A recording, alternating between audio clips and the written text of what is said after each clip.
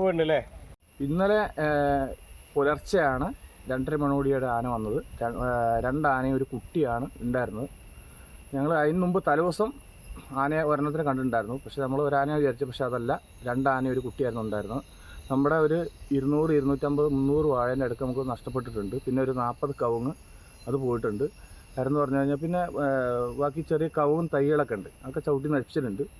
അതൊക്കെയാണ് നമ്മുടെ ഏറ്റവും വലിയ ഒരു സങ്കടപരമായിട്ടുള്ള കാര്യം. അതിന് വേണ്ടതായിട്ടുള്ള നടപടി കൃഷി വകുപ്പിൻ്റെ ഭാഗത്തുനിന്നും വനവകുപ്പിൻ്റെ ഭാഗത്തുനിന്നും ഉണ്ടാവണമെന്ന് നമ്മൾ അപേക്ഷിക്കുകയാണ്. ഫോറസ്റ്റിന് ഞാൻ മണ്ണാർക്കാട് ബന്ധപ്പെട്ടു, മറ്റേ DF ഓഫീസായിട്ട് ബന്ധപ്പെട്ടു. അപ്പോൾ നിധി സാർ ഉണ്ടായിരുന്നു. വേണ്ടപ്പെട്ട കാര്യങ്ങൾ നിർദ്ദേശങ്ങൾ വന്നു, നിങ്ങൾ വീട്ടിൽ നിന്ന് പുറത്തിറങ്ങരുത്. അവർക്ക് വഴി പോലും അറിയാതെ അവർ രാത്രി 2:30 മണിക്ക് നമുക്ക് വേണ്ടി ഓടിയെത്തിയാണ്. അപ്പോൾ അന്ന് കഴിഞ്ഞ് ഉടനെ ഒരു 5 പേരോളം, ഡ്രൈവർ കൂട്ടി 5 പേരുണ്ടായിരുന്നു.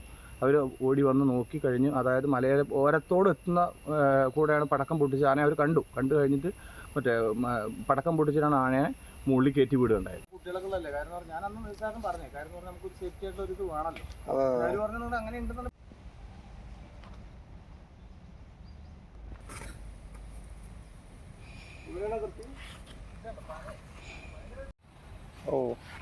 ചവിട്ട് പൊളിച്ചല്ലോ അല്ലേ? ചവിട്ട് ഒന്നും ആണല്ലേ, കീറിയിട്ട് മനുഷ്യന്മാർ കയറാത്ത പോലെ കിട്ടും. ഇന്നലെ രാത്രി 2 മണിക്കാണ് ആന വന്നത്. 2 വലിയ ആനയും ഒരു കുട്ടിയാനയും ഉണ്ടായിരുന്നു. ഞങ്ങൾ കൃഷി ചെയ്തിട്ടാണ് ജീവിക്കുന്നത്. കൃഷിയെല്ലാം നശിപ്പിച്ചു. അപ്പം കുട്ടികളെ കൊണ്ട് ഇവിടെ ജീവിക്കാൻ പറ്റാത്തൊരവസ്ഥയായി. പിന്നെ ഒരു 2 മാസം മുമ്പ് ഒരു 7 മണിക്ക് വന്നിട്ടുണ്ടായിരുന്നു ആന. ഈ ആനശല്യം പറഞ്ഞാൽ ഭയങ്കര ബുദ്ധിമുട്ടാണ്. അതിന് വേണ്ട നടപടി എടുക്കണം. ചെറിയ കുട്ടികളായിട്ട് ഇവിടെ ഇരിക്കാൻ പറ്റാത്തൊരു വിഷമമുണ്ട്.